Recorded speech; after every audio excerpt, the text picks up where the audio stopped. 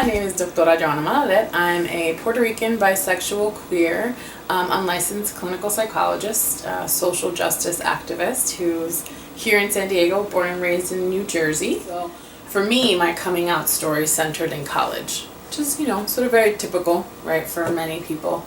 But the unique part for me was that as a Latina, I was struggling with my Latino identity, because I'm a white-skinned Latina. I grew up in sort of like a working class suburb, which was predominantly more white, My parents, home was you opened the door and it was like you walked into Puerto Rico. And then when I walked out, I was America. I was, what I call the white years, right? So, so I went to, college on the East Coast in Rutgers, which is hugely diverse.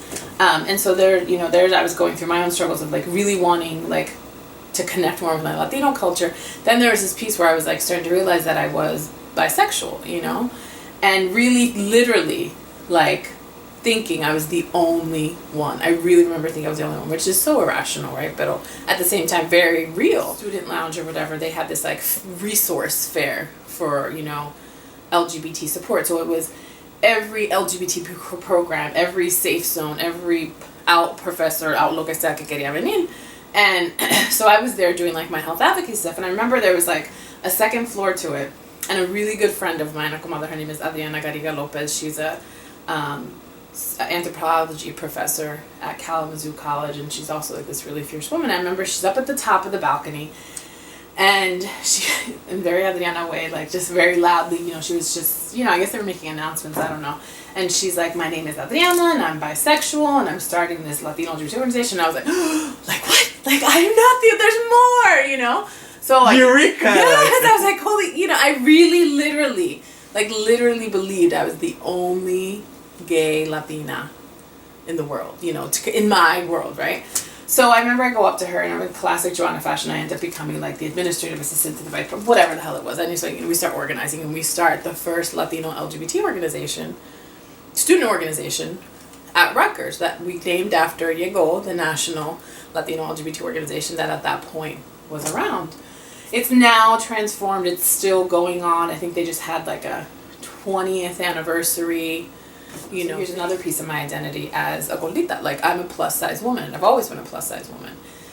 So for me, I think it was this blend that I would be aware of women's bodies, and I think I'd be attracted to them. But I was also coming from the lens of just trying to understand why were they so different than me, because I happen to be bigger, and what's the big deal, So I think that might have.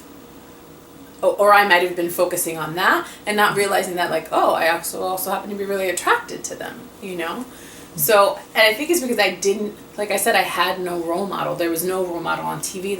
The only thing you ever saw was a butt of a joke. People assume that bisexual people are all polyamorous and want their cake and eat it too, is essentially what they try to get down to, right?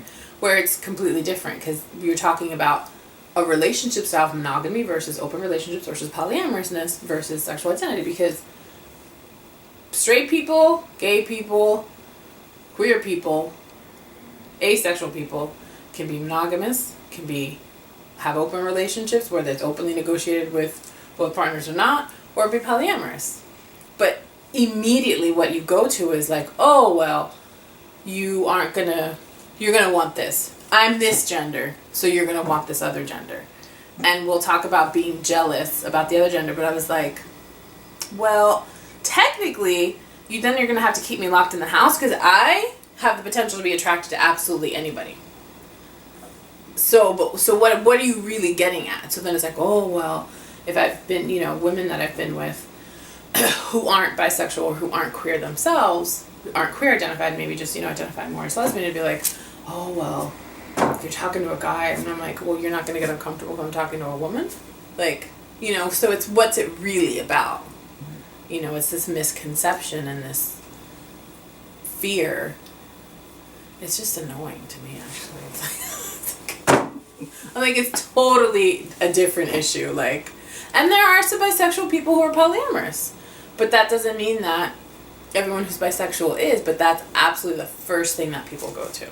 What makes me happy? Oh my God, so many things make me happy. Life, love, just when I'm authentic, when I see authenticity in other people, like social justice, music, good food, good music, and good art.